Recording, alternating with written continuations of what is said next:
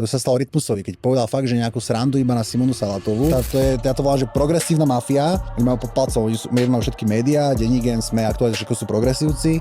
Potom majú celý zabavný priemysel, majú divadlá, majú celú tú kultúru pod palcom a ešte majú aj to súdnictvo. Takže oni proste sú taký konštrukt, že s tebou, keď majú problém, tak jednak na teba dávajú žaloby, ktoré samozrejme vyhrávajú, lebo proste to súdnictvo je ich. Jednak ťa rieši polícia, alebo aj polka polície sú proste progresívci.